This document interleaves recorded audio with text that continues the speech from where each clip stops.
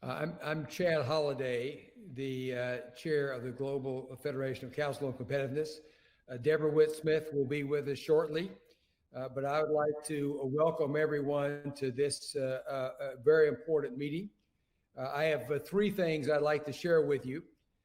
To start with is a big thanks to the Australian government as our host for this.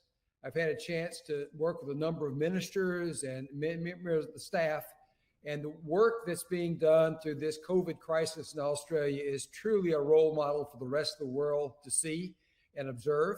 I think you will find that through the 2 days of our session, and you'll be quite impressed with how great organizations like CSRIO, who I've worked with for many years, have what I say repurposed themselves to really make a contribution in this point in time. So every time we have one of these summits, we learn from our host country, and I know you're going to learn a lot from Australia as we go through these 2 days. The second point I'd like to make is a launch of our global competitiveness principles. We have 10 principles that we've developed that we think make all people of the world more competitive. We have updated those to take into account the year of COVID and the learnings we've had from that. I urge you to read these principles. They are all key to the UN Sustainable Development Goals, so you see how they link with higher purposes as we go forward. And I urge you to keep them out during the entire conference, because I believe as you hear each speaker, they in some way or another will refer to those principles, not directly, but when you talk about their actions, you'll hear about them in your own way of setting as they apply to your situation. So I think they're one of the most unique products of this global federation over our decade in existence. And I urge you to use them and take particularly note of the updates that we've learned from COVID. The third point is actually taking one of those principles and highlighting it. And that's the principle number 7, which is around partnerships.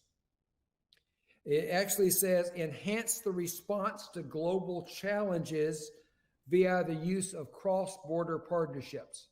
And what we mean here is not just cross-geographic borders, but borders between companies, borders between universities and companies, NGOs and governments, the entire spectrum of borders. We believe when you look back at this COVID period or any time, it's those organizations that can cross borders to build true partnerships where it's truly a win-win will come out on top. And I think we see an example of that as we've looked at the COVID situation. If you go back to an old African saying, if you want to go fast, go alone. If you want to go far, go together. Well, what we're learning through COVID is there are a few times in life where you got to go fast and you got to go far. And I believe we're going to have several examples from that. One looks like it could be the vaccine. If indeed these early reports from this vaccine are as strong as they seem, I think you'll look back and see it was the cross partnerships between companies and universities and governments that was a key to make that happen. Not only did we go far, we went fast. And if this vaccine can be launched on the kind of timetables we're seeing now, it will be nothing short of a miracle. But what I would urge you to do as you leave this conference, don't think that is a one-off event. Think we have learned by partnerships to make a lot of things happen so much faster than we ever could before. And please take that into everything you do as we go forward. Is Deborah available yet? I don't see her on the screen. So I'm going to go ahead and introduce Ambassador Culverhouse and ask him to join me. Ambassador Culverhouse, this is the first time I've ever used your formal title with you. But AB is an old friend. We went to college together. We have a number of stories we promise not to tell you today, but I'm just so delighted you took time out of your schedule to join us. AB, please sign on. Well, good morning for those of you in Australia. Good evening in the States. Chad, always good to see you, my old and dear friend. Uh, uh, um, it's really nice to be with you today. Just very quickly, as an introduction, when I, like many Americans, when I came out here, I was well advised, well briefed on the 100 plus years of strategic military and intelligence cooperation between the United States and Australia, starting at the Battle of Hamel in World War One.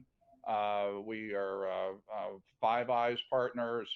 We work so closely together in the strategic world, and we will continue to do so. And we're growing and expanding that. But what many people don't appreciate, including in Australia and certainly in the United States, is the United States is Australia's largest and most important economic partner. Yes, China is the largest trading partner, but the United States, in terms of investment, R&D, employment, foreign taxes paid, we are Australia's largest and most important economic partner. And together, the governments of Australia and the United States have pledged to do more and to deepen and broaden that economic engagement, including in terms of this conference in the area of health and innovation. And there's more to be done, and more needs to be done. In the post-COVID world is going to bring a lot of challenges, and we're going to have to reinvent parts of our economy, but it's going to bring immense opportunity, and we look forward to working together. I know you have some questions, Chad, but I will point out that Prime Minister Morrison visited Washington last year. It seems an eternity. It seems far more than a year ago.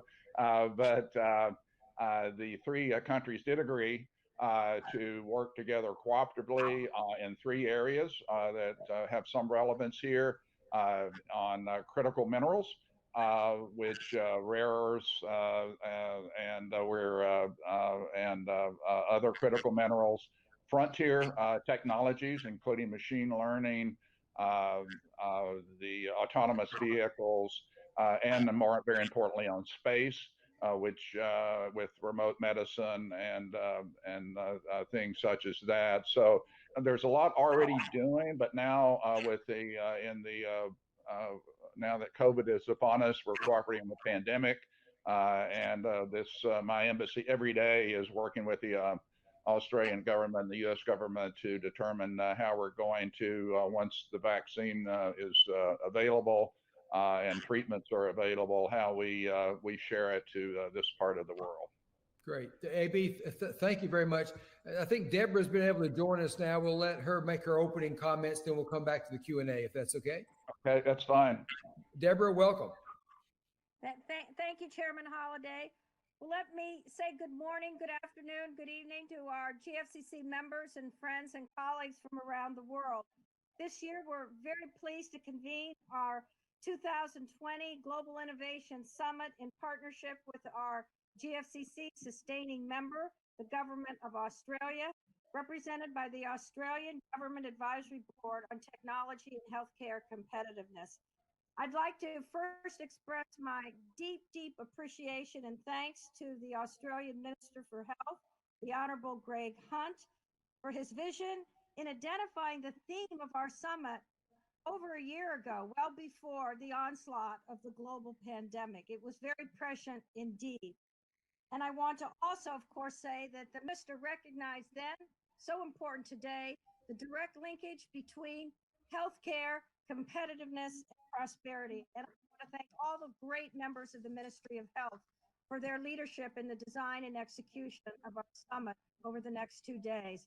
I also would like to recognize and thank the wonderful support of the Honorable Karen Andrews, the Minister of Australia for Industry, Innovation and Science. And I know Minister Andrews will be joining us tomorrow. We look forward to her remarks. It's also, of course, a personal privilege and professional honor to recognize the co-chairs of the Advisory Committee of Australian Healthcare and Competitiveness. And let me start by co-chairman, the Honorable Charles Kiefel, who's the chairman of the Principal Funds Management, but has really been an inspiration in establishing the great collaboration of Australia and its leadership in the GFCC. So I want to thank you, Charles, and also your two co-chairs, the Honorable Wilson, a member of the board of the Future Fund, and the Honorable Dr. Larry Marshall, who's the distinguished CEO of CSIRO, Australia's National Science Agency. I also want to thank, of course, the members of the GFCC team and our executive director, Dr. Roberto Alvarez, for all his tremendous contributions and work in the GFCC over the last year. I know that our Chairman Holliday, has started our very exciting conversation with the American ambassador, the Honorable Arthur Culverhouse, and we'll continue that in a moment. But I've already heard that the ambassador is making this direct linkage between competitiveness, economic prosperity, and our foreign policy goals for a safe and secure world. And we look forward tomorrow to hearing from the Australian ambassador to the United States, the Honorable Arthur Canidio. So as we know, the next 2 days are going to be virtual, but it's our plan and hope in November 10th and 11th next year to be on the ground in Melbourne, Australia. Together, we are going to explore the great diversity, the cultural richness and traditions, the physical beauty, and the innovation prowess of Australia in the world land down under. So we're very, very excited about that. I'm just going to make a few remarks before I turn it back to Chairman Holliday, and that is the GFCC has long espoused that building greater resiliencies into our economies is a cornerstone of sustainable competitiveness.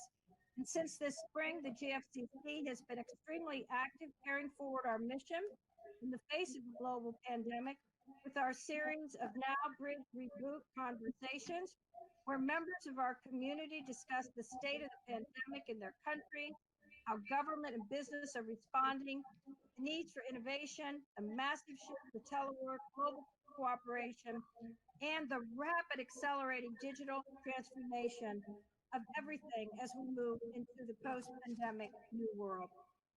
While there is great uncertainty about the future state, the GFCC believes we have a once-in-a-century chance to reimagine our economic systems to make them more inclusive, more diverse, more sustainable, more flexible, and more resilient, while boosting inclusive growth, productivity, prosperity, and competitiveness for our nations and all nations around the world.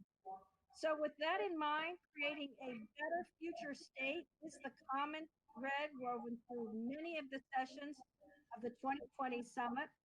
We will deliberate on how the transformations that are occurring can be accomplished in a way that is very positive for our nations and the world, the core mission of the GFCC.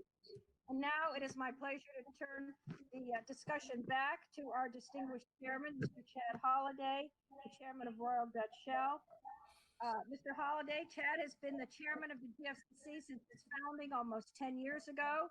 Next year, we will celebrate the 10th anniversary of the GFCC, and I want to thank you, Chad, for not only being one of the great business leaders in the United States and in the world, but also your commitment to competitiveness as the driver for prosperity, peace, and a better sustainable world.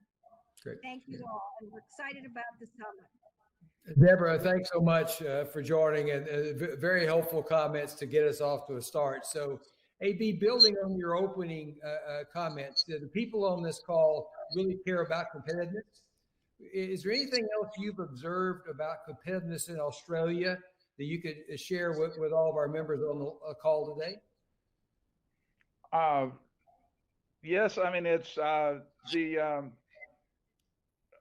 lot of, I mean, people in Australia, like people outside Australia, often focus first on the resource and energy exporting business, one that you know well here. But like the mining economy, which is huge, but it's again contributes about 7% of the GDP. You start peeling back the onion a little bit, and you talk to U.S. defense contractors. Without exception, Australia is their first or second most important market. not entirely because of as an export market, but because of the capacity here, the skill sets, the great universities, the highly trained workforce. And you see more and more U.S. defense contractors setting up local production here. I just visited a RAF base where the Joint Strike Fighter was new deliveries were coming in. There are more than 70 Australian companies that are subcontractors for the F-35 Joint Strike Fighter. Australia's history in the space, the Apollo landing is well known. You had the two tracking stations here that broadcast Neil Armstrong's famous broadcast back. But more importantly, Australia is a huge partner. We'll talk a little bit maybe later about the Artemis Accord. But Australia I came out here firmly instructed to advance, to convince Australia. It didn't take much convincing to join us in our new space initiative because they have so much potential. And it's all in the technological areas where they have a lot to contribute, and we need their contributions to return a man to the moon and the first woman to the moon, and more importantly, to go from there to Mars. And then the healthcare area, which I know is a subject of your summit, we're working together. The travel restrictions have slowed me down a little bit. I'd hope to go to Melbourne to visit the CSIRO effort down there, and I'm hoping to get up to Queensland to talk to the people working on the vaccine. But there's a lot going on here, and then finally, Australia serves as a validator in this region for so many of the Pacific Island countries and countries in the Southwest Pacific and indeed in Southeast Asia. And they follow Australia's lead, and Australia has immense capacity for leadership, diplomatically, strategically, and economically. Yeah, that's very impressive, and you've done your homework quite well, Mr. Ambassador. I'm impressed, and it's a list that I didn't appreciate fully. Let me ask you one more question, and you know, there's been elections in the U.S., and I won't ask you to comment on the elections. But the whole world has seen a lot about our country. What is it you want to share with the 125 countries on this call about the United States that you think it's important for everybody to recognize right now? Well, this is that's a good question. Thanks for asking it.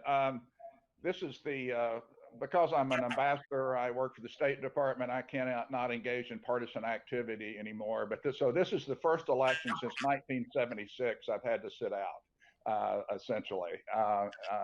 But I have participated in every one of our elections since '76.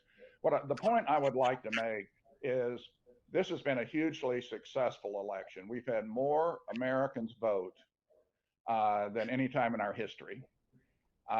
We are in the middle of a process that's mandated by our Constitution. We are following the rules. We are counting all the votes. The next step in our constitutional process is for the states to certify the winners of that state. And then on December 14, our Electoral College meets. And then and there is when we will officially have a president-elect. So everything's working as it's supposed to. For those of us who were involved in the process in 2000, we will remember almost 40 days before that was the famous Bush v. Gore recount, before we had a certified president-elect. So it's a little slow, it's a little frustrating for some people, but we are following the rules. Nothing is broken, and democracy is working as it should. No, that's great. Thank you, AB. That's very helpful. I think, Deborah, you had a question for the ambassador? Yes, thank you, Chad. Mr. Ambassador, you know, one of the things that Australia has that's so kind of unique is their tremendous access to investment capital through their sovereign wealth funds, the super funds, and their ability to invest in long-term infrastructure. So I wanted to ask you, what do you think are some of the things that Australia can do in helping other countries in following those models to ensure that there's access to long-term patient capital to make these investments in innovation that will determine our respective futures? Well, Deborah, that's a good question. The super funds here are savvy. They're smart. They aren't looking for the high yield returns, but for steady returns. They're really impressive. They're huge investors in the United States, by way of example, and they like infrastructure.